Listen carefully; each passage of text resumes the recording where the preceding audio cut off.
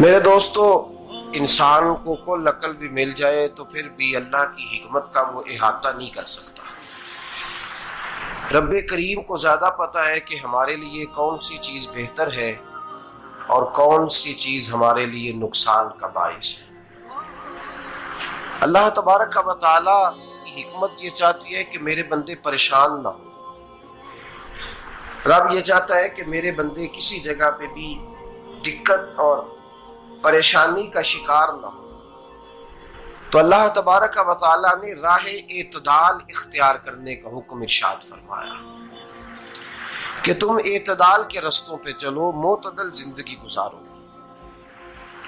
افراط و تفریط سے بچو۔ آج جس معاشرے میں ہم وقت گزار رہے ہیں، اس معاشرے میں ہم اس بات کو سمجھنے سے قاصر ہیں کہ اصل ہمارا مسئلہ کیا ہے۔ ہمارا اصل جو مسئلہ ہے اس کی شناخت ہمیں کیسے ہوگی اور ہم پھر اس تک رسائی کس انداز میں حاصل کر پائیں۔ ہم ہمیشہ اپنی آمدن بڑھانے کے چکر میں رہتے ہیں، ایک کام اور شروع کر لیں، پارٹ ٹائم جاب شروع کر لیں، کوئی سائیڈ بزنس اس کا آغاز کر لیں۔ ہماری جو دوڑ لگی ہوئی ہے وہ لگی ہے کام بڑھانے میں، آمدن بڑھانے میں، حالانکہ اسلام ہمیں یہ کہتا ہے کہ تو آمدن بڑھانے کے چکر میں نہ پڑ، اصل بات یہ ہے کہ تو اپنے خرچے کنٹرول کر۔ تنگ انسان وہ نہیں ہوتا جس کی آمدن تھوڑی ہوتی ہے، یہ توجہ کیجیے گا میری بات، یہ قیمتی بات ہے اور گفتگو ساری کا لب لباب ہے۔ تنگ بندہ وہ نہیں ہوتا جس کی آمدن تھوڑی ہوتی ہے، اصل پریشان وہ ہوتا ہے جس کے خرچے زیادہ ہوتے ہیں۔ اور ہمارا جو روزمرہ کا نقصان ہو رہا ہے نا، وہ آمدن کے معاملات میں نہیں ہو رہا۔ بنیادی نقص جو واقعہ ہو رہا ہے وہ یہ ہے کہ ہمارے اخراجات زیادہ ہیں، اور وہ اخراجات کسی اور نے نہیں بڑھائے، وہ خرچے ہم نے خود بڑھا لیے ہیں اور اب ہمیں اس کا نقصان بھگتنا پڑ رہا ہے۔ اور اگر آپ صحیح معنوں میں ٹٹولیں تو جو بہت امیر لوگ ہیں وہ تو ان خرچوں سے بچ گئے۔ میں نے بہت سارے ایسے ختمات میں شرکت کی ہے، میں بہت ساری ایسی جگہوں پہ گیا ہوں کہ جہاں لوگوں نے بڑا مختصر سا ختم دلایا ہے تو ہو گیا ہے ختم۔ ختم کے معاملے میں کب کسی نے پابندی لگائی ہے کہ اس میں 200 آدمی شریک ہوگا تو تب یہ سال ثواب صحیح ہو سکے گا؟ کون کہتا ہے؟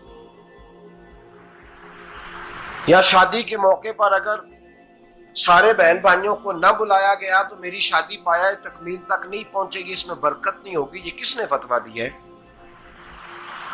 معتدل زندگی کا اسلام حکم دیتا ہے۔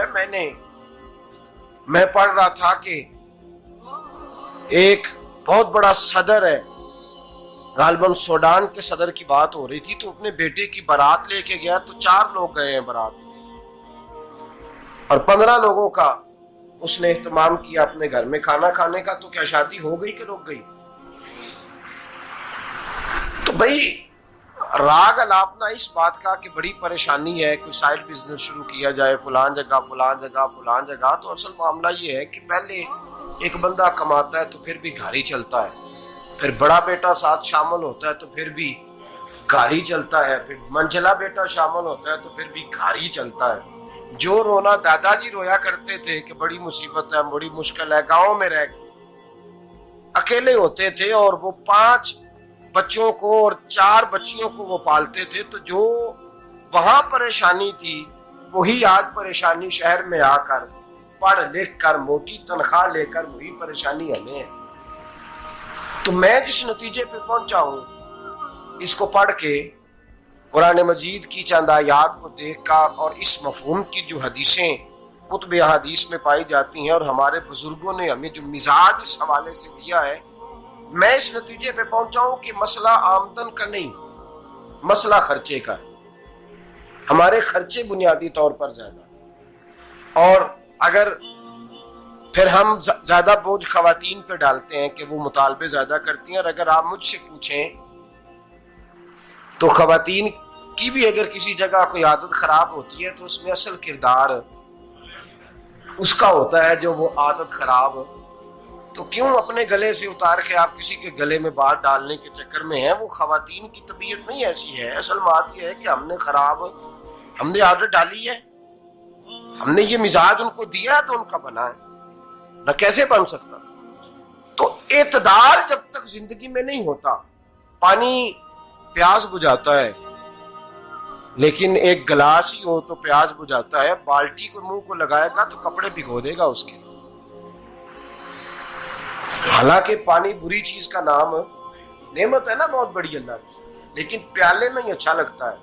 کوئی مٹکا منہ کو لگائے گا تو تانگ ہوگا، پیالہ ہی بہتر ہے اس کے لیے.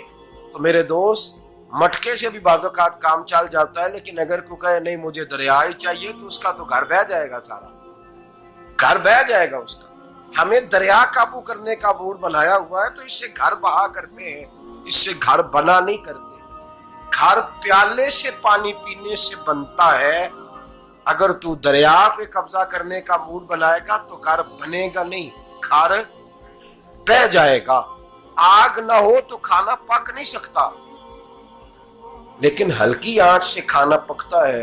اور اگر آنچ تیز کر دی جائے تو جی قرینے قیاس بات کر رہا ہوں، میں عقل سے ماورا نہیں کر رہا. قرینے قیاس سمجھانے کے لیے مثالیں دے رہا ہوں. ہلکی آنچ پہ کھانا پک جاتا ہے اور آگ تیز ہو تو کھانا جل جاتا ہے.